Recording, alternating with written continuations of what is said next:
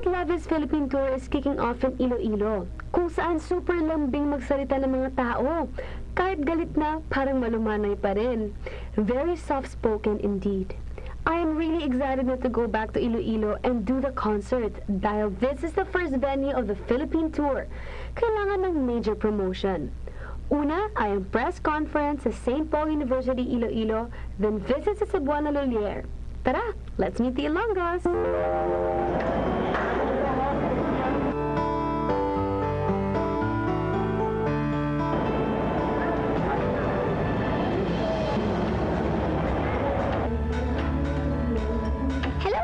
Magandang umaga!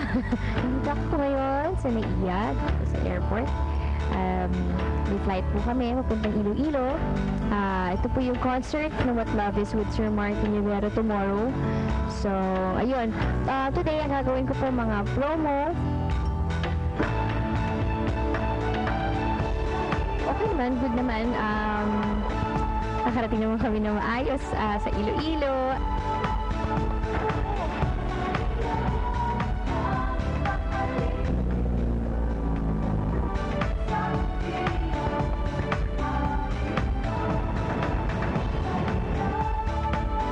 Dating namin sa Iloilo, pumunta kami sa St. Paul University at we had lunch with yung mga sisters ng St. Paul University.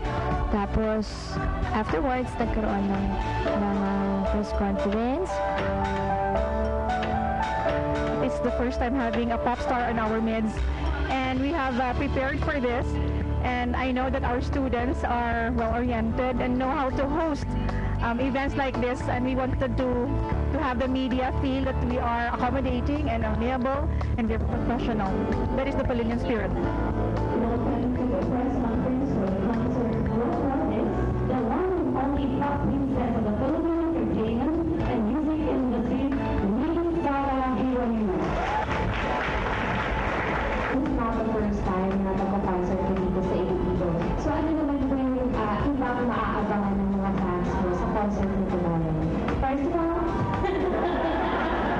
I'd like to greet all of you. Actually, the first this is with the one and only concert king, Mr. Martin Rivera. At mas ano po ako, mas kabado po ako dito sa concert na ito ngayon. Kasi ako po, si Martin Rivera.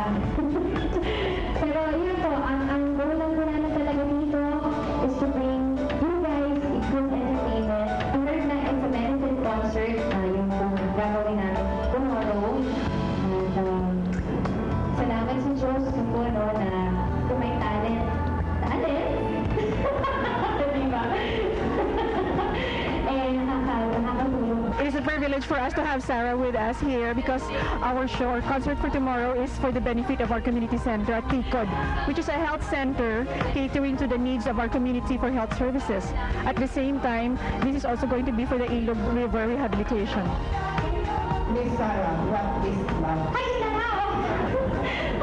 Tignan ko pa natin ginagawa ito. Love is not jealous. It is not boastful. And then, yun na. Love is God.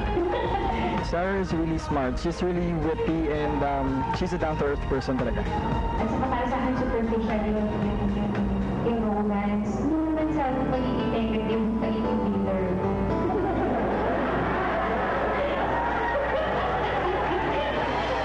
We truly enjoyed the press con and Sarah's presence is very overwhelming for the Pallinians. Oo, nakakatawa siya.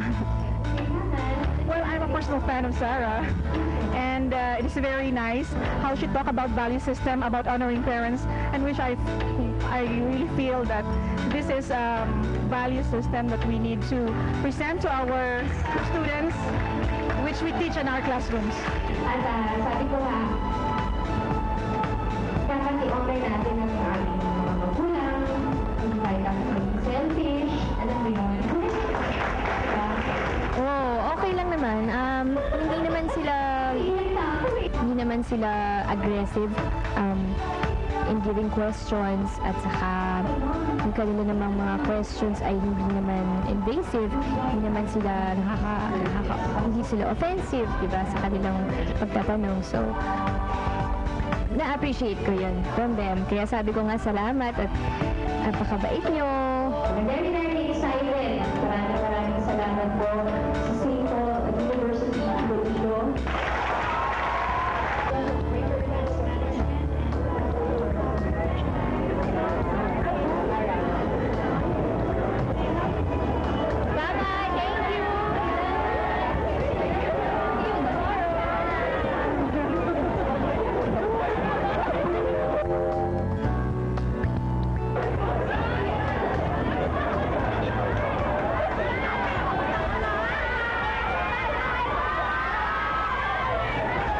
What's happening now is Sarah Geronimo is our major endorsers, and the company is fully supporting Miss Sarah Geronimo all throughout.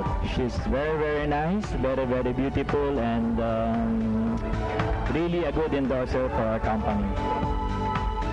Right now, we have 60 customers coming from all over Iloilo. We gave them coupons to be with our endorser, Miss Sarah Geronimo. So she's now signing the t-shirts and giving it to our customers. Sana magpasign ako kay Sarah. Kasi paborito ko siya. Paborito ko magagaling siya magkanta, mag-arte sa pelikula. Ngayon ko lang siya makita